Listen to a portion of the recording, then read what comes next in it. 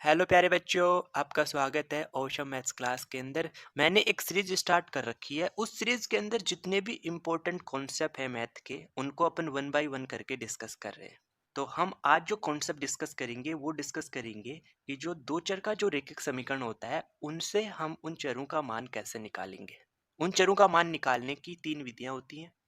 उनमें से जो फर्स्ट विधि होती है प्रतिस्थापन विधि, उसको हमने प्रीवियस वीडियो के अंदर डिस्कस कर लिया। आपने वो वीडियो नहीं देखा तो उसका लिंक आपको डिस्क्रिप्शन एंड आई बटन में मिलेगा, वहां से जाके आप जरूर देख लीजिए। क्योंकि जब हमें दो समीकरण देके ऐसा कह दे कि आपको इन चरों का मान प्रतिस्थापन विधि से निकालना, तो फिर आपको वहां पे प्रतिस्थापन विधि लगानी पड़ेगी। और अगर आपको नहीं देता है, ऐसा मेंशन नहीं करता, लिख के नहीं देता है, और आपको ओनली दो समीकरण देके चरों का मान ज्ञात करवाता है, तो सबसे बेस्ट विधि होगी विलोपन विधि, जिसको हम आज के इस वीडियो में डिस्कस करेंगे। सबसे इंपॉर्टेंट विधि रहेगी और सभी बच्चों को आना जरूरी है। तो हम आज के इस वीडियो में डिस्कस करेंगे कि हमें जब दो समीकरण दे दे, देखो दो चर, अगर एक समीकरण में दो चर है तो उन दोनों चरों का मान निकालने के लिए हमें दो समीकरण चाहिए। ये बेसिक सा लॉजिक है, आप सभी को पता होना चाहिए। ओके। तो जब हमें दो समीकरण दे दे तो उन समीकरणों से हम उन चरों का मान विलोपन विधि से कैसे निकालेंगे, आज के इस वीडियो में हम इसी कॉन्सेप्ट को डिस्कस करने वाले हैं। बहुत इजी सा कॉन्सेप्ट है, आओ हम समझते हैं। हमें फर्स्ट समीकरण दे रखी है, जिसको हम एक नंबर समीकरण कह देते हैं, x प्लस वाई बराबर 5। और हमें एक दूसरा समीकरण दे रखा है 2x minus 3y equal to 4। Okay, ध्यान से समझो। हमें क्या करना है, विलोपन विधि का उपयोग करना है। किस विधि का उपयोग करना है? विलोपन विधि।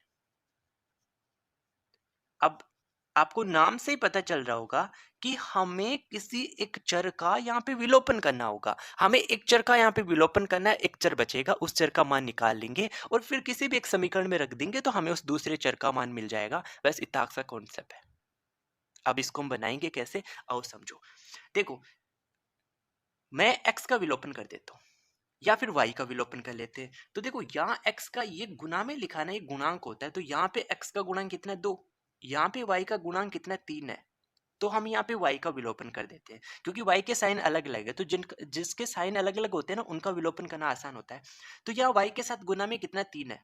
तो हमें इस समीकरण एक में भी y के साथ गुना में कितना बनाना है? 3 बनाना है। पहला काम आपको यही करना है कि दोनों समीकरण को देखो और आपको जिस चर का विलोपन करना है उस चर के गुणांक समान बना लो। बस वहीं आपको आंसर मिल जाएगा। मुझे यहाँ y के साथ गुना में 3 दे रखा है, तो यहाँ पे भी मुझे 3 बनाना है। और 3 बनाने के लिए इस x प्लस वाई बराबर 5 जो समीकरण एक है, इस पूरी को मैं किससे गुना कर दूंगा? 3 से गुना कर दूंगा। क्यों करूंगा 3 से गुना? मतलब आपको समझ में आ गया होगा। मुझे इस y के गुणांक को 3 बनाना है। अभी कुछ नहीं है यहाँ पे, तो यहाँ 1 है। और 1 को जब हम 3 से गुना करेंगे तभी तो 3 बनेगा। अब देखो क्या चेंज होगा, ये 3 से पूरा इक्वेशन, लेफ्ट हैंड साइड का और राइट हैंड साइड का पूरा पार्ट चेंज होगा। तो x को करोगे 3 से गुना तो 3x आएगा। फिर प्लस y को करोगे 3 से गुना तो 3y आएगा। इक्वल टू 5 से कितना आ जाएगा? 15 आ जाएगा। ये हमने समीकरण एक को चेंज कर दिया। समीकरण 2 भी इसके नीचे लिख लो। क्या है समीकरण 2? यहाँ पे 2x है, माइनस का 3y है, इक्वल टू कितना आ जाएगा? 4 आ जाएगा। और अब आप इन दोनों समीकरणों को जोड़ दो। जोड़ने पर देखो, जोड़ेंगे क्यों? क्योंकि जिस चर के गुणांक को हमने समान किया ना, उनका साइन पहले से अलग अलग है, इसलिए जोड़ने पे तो 0 बनेगा। देखो, जोड़ने पे इस प्लस के 3y से माइनस 3y कैंसिल आउट हो जाएगा, यानी 0 हो गया विलोपन। यही तो हमें करना था। और 3x में 2x जोड़ोगे तो 3 प्लस 2 कितना आएगा? 5। और x दोनों पदों में, तो यहाँ पे भी x लगा दो। इक्वल टू, ये तो 0 बन गया और 0 ही हमें बनाना था। 15 प्लस 4 कितना आ जाएगा? 19 आ जाएगा। 15 में 4 जोड़ा तो कितना आ जाएगा? 19 आ जाएगा। हमें यहाँ से x का मान निकालना है, तो 5 गुना में इधर भेजोगे भाग में, तो यहाँ से हमें चर x का मान मिल गया 19/5। देखो कितने आसान था ना। दो स्टेप में तो हमें एक चर का मान मिल गया। x बराबर कितना आ गया? 19/5 आ गया। और ये x का मान अब आप इसमें से चाहो जिस समीकरण में रख दो और वहां से किसका मान निकाल लो? y का मान निकाल लो। तो मैं समीकरण एक में रख देता हूँ। समीकरण एक क्या है? x प्लस वाई बराबर 5। तो x की जगह मुझे कितना रखना? 19/5 रखना। फिर प्लस में y इक्वल टू क्या आ जाएगा? 5 आ जाएगा। मुझे यहाँ से y का मान निकालना है, निकाल लो। हमें y का मान चाहिए, तो इस प्लस के 19/5 को इधर भेजना होगा। तो y बराबर यहाँ 5 ऐसा कैसा रहेगा? 19/5 इधर आएगा तो माइनस का बन जाएगा 19/5। तो y बराबर एलसीएम कितना आ जाएगा, एलसीएम 5 आ जाएगा, और 5 को 5 से गुना करोगे तो यहाँ पे 25 आएगा और माइनस में आ जाएगा 19। तो यहाँ से हमें y का मान मिलेगा, जब 25 में से 19 माइनस करोगे तो 6 बचेगा और भाग में कितना आ जाएगा, 5। तो जो दूसरा चर y है उसका मान हमें मिल गया 6/5। तो आई होप सभी को विलोपन विधि का उपयोग कैसे करके हम चर का मान कैसे निकालते हैं सबको समझ में आ गया होगा। और अगर फिर भी किसी स्टूडेंट को डाउट रहा है तो मैं एक और एग्जांपल बता रहा हूं, ध्यान से समझो, इंपॉर्टेंट मेथड है। अगर आपको ये मेथड समझ में नहीं आता ना तो आप दो चर का जो रेखिक समीकरण होता है ना, आप उनसे उन चरों का मान नहीं निकालना जानोगे, और निकालना नहीं जानोगे तो आप समीकरण हल करना ही नहीं सीखे, जिसका यूज बहुत जगह होता है, बिल्कुल बेसिक है।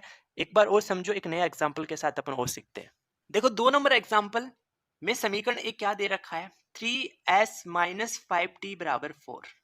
ये तो हमें समीकरण नंबर 1 दे रखा है, जिसमें आपको एक चर s दे रखा है और एक चर t दे रखा है। और दूसरा समीकरण क्या दे रखा है, 9s माइनस 2t बराबर 7। ये हमें दे रखा है समीकरण नंबर 2। हमें चर s और t का मान ज्ञात करना है इन दोनों समीकरण से। और किस विधि का उपयोग कर रहे हैं, विलोपन विधि का उपयोग कर रहे हैं। विलोपन विधि क्या कहती है कि आपको इन दोनों में एक चर का विलोपन करना है। तो मैंने पिछले क्वेश्चन के अंदर y का आपको विलोपन करके बताया था, नहीं दूसरे चर का विलोपन करके बताया था। इसमें मैं आपको पहले चर s का विलोपन करके बताता हूं। तो ध्यान से समझो हम कैसे विलोपन करते हैं। विलोपन करने का मतलब हमें उस चर का गुणांक दोनों समीकरण में क्या करना पड़ता है, बराबर करना पड़ता है। देखो s का विलोपन कर रहे हैं, पहले आपको ये डिसाइड करना है कि आप किसका विलोपन कर रहे हो, कंफर्म ये करो। तो हमने यहाँ s का विलोपन करना है, तो यहाँ s के गुणा में कितना है 9, यहाँ s के गुणा में कितना है 3। तो बस आपको यही इक्वल बनाना है। तो हम यहाँ पे भी s के गुणा में कितना बना ले 9, समझे। देखो 9 है यहाँ पे, तो 9 को 3 बनाना थोड़ा सा मुश्किल है, लेकिन 3 को 9 बनाना आसान है। कैसे बना सकते, यहाँ पे जो 3s माइनस 5t बराबर 4 जो समीकरण है, इसको हम क्या करते हैं, 3 से पूरा गुना कर देते, इस पूरे समीकरण को 3 से गुना कर देते हैं। करो, जब 3 को 3 से गुना करेंगे तो 9s आएगा, माइनस जब 3 से गुना करेंगे तो 5 × 3 = 15t आएगा, इक्वल टू 4t कितना आ जाएगा, 12 आ जाएगा। समझे। अब इसके नीचे दूसरा समीकरण भी रख लो, जो कितना 9s है, माइनस में 2t है, इक्वल टू 7। और इन दोनों समीकरण को हम क्या करेंगे, घटाएंगे। घटाना इसलिए पड़ेगा क्योंकि हमने s जो चर है उसके गुणांक को समान बनाया और दोनों के साइन एक है, इसलिए हमें क्या करना पड़ेगा, घटाना पड़ेगा। अगर इन दोनों के साइन अलग अलग होते तो हम जोड़ देते, जैसा मैंने एग्जांपल नंबर 1 में बताया। तो हम यहाँ पे क्या करेंगे, घटाएंगे। घटाने पर, अब घटाने पर होगा क्या, साइन चेंज होंगे नीचे वाले पदों के। अगर ये प्लस का 9s है तो ये किसका बन जाएगा, माइनस का। ये माइनस का है तो प्लस बन जाएगा, और ये प्लस है तो किसका बन जाएगा, माइनस का। ओनली नीचे वाले पद है उन्हीं के साइन चेंज होंगे घटाने पर, आपको इस बात को ध्यान में रखना है। अब हुआ क्या, इस प्लस, ये प्लस का 9s था तो इससे माइनस का 9s तो क्या हो गया, 0 बन गया। और यही काम हमें करना होता है। विलोपन विधि यही कहती है कि आपको एक चर का विलोपन करना है। कैसे विलोपन करोगे ये मैंने आपको गुणांक समान करके बताया। अब देखो यहाँ पे माइनस की 15t है और यहाँ पे प्लस का 2t है। देखो -15 में +2 करना है तो प्लस माइनस है तो घटाओगे, 15 में से 2 घटाओगे तो कितना बचेगा, 13 बचेगा। अब 15 बड़ा नंबर माइनस का है तो माइनस का 13 बचेगा, इंटू में क्या आ जाएगा, t आ जाएगा, इक्वल टू 12 में से 7 घटाना है क्योंकि 7 माइनस का है, तो 12 में से 7 घटाओगे तो कितना आएगा, प्लस का 5 आएगा। हमें यहाँ से किसका मान निकालना, t का। t बराबर, यहाँ माइनस का 13 गुना में, इधर आ जाएगा भाग में, तो 5 के भाग में कितना आ जाएगा, माइनस का 13। यानी हमें t का मान कितना मिल गया, -5/13। क्या आपको समझ में आया कि हमने चर t का मान कैसे निकाल लिया। अब आप ये t का मान किसी भी एक समीकरण में रख दो, चाहे समीकरण 1 में रख दो, चाहे समीकरण 2 में रख दो, और वहां से जो दूसरा चर s है उसका मान निकाल लो। तो मैं आपको समीकरण 1 में नहीं, समीकरण 2 में रख के बताता हूं। देखो 9s ऐसा कैसा रहेगा, -2, और t की जगह मैं कितना रख दूंगा, -5/13 रख दूंगा, इक्वल टू कितना है, 7। यहाँ पे 9s ऐसा कैसा रहेगा, आपको पता है ये माइनस माइनस गुना होके प्लस बनाएगा, और 5 को 2 से गुना करोगे तो 10 आ जाएगा, तो 10/13 आ जाएगा। इक्वल टू कितना पड़ा है, 7 पड़ा है। हमें तो s का मान निकालना है, तो s को अकेला एक साइड रखना होगा, तो इस प्लस के 10/13 को इधर भेज देता हूँ, तो यहाँ पे 9s ऐसा कैसा रहेगा, इक्वल टू 7 में से मुझे ये 10/13 क्या करना है, माइनस करना है। अरे इधर प्लस का 10/13 है, तो बच्चों इधर क्या बन जाएगा, माइनस का बन जाएगा, कर लो माइनस, तो 9s बराबर, यहाँ हम लेंगे एलसीएम, तो एलसीएम 13 आएगा, 13 को 7 से गुना करोगे तो 13 संते कितना आ जाएगा, 91 आ जाएगा, माइनस कितना बचेगा, 10 बचेगा। यहाँ पे हमारे पास 9s बचा, ऐसा कैसा, इक्वल टू 91 में से 10 माइनस कर देंगे तो कितना आ जाएगा, 81/13 आ जाएगा। और हम थोड़ा सा इसको और सिंपल करें तो यहाँ पे 9 एकम 9, और 9 का टेबल 9 बार बोलने पे कितना आ जाएगा, 81 आ जाएगा। तो यहाँ से s का मान, चर s का मान हमें कितना मिला, 9/13। तो ये चर s का मान हमें मिल गया। तो आई होप सभी को समझ में आया कि जब हमें दो चर का समीकरण दे दे तो उन दोनों समीकरण से हम उन दोनों चर का मान कैसे निकालेंगे, किस विधि से, विलोपन विधि से। बहुत आसान विधि है, हम सबसे ज्यादा इसी विधि का उपयोग करते हैं। जब तक हमें लिख के ना दे, लिख के नहीं देगा और हमें दो समीकरण दे दे, दो चर का समीकरण दे दे, उन दोनों चरों का मान निकालना है, तो सबसे आसान विधि होती है विलोपन विधि। और हमने विलोपन विधि को बहुत अच्छे से डिस्कस किया है। और ऐसे ही बेसिक कॉन्सेप्ट और बेसिक ट्रिक सीखने के लिए आप अपने इस चैनल के साथ जरूर जुड़ जाइए। Okay, thank you for watching video.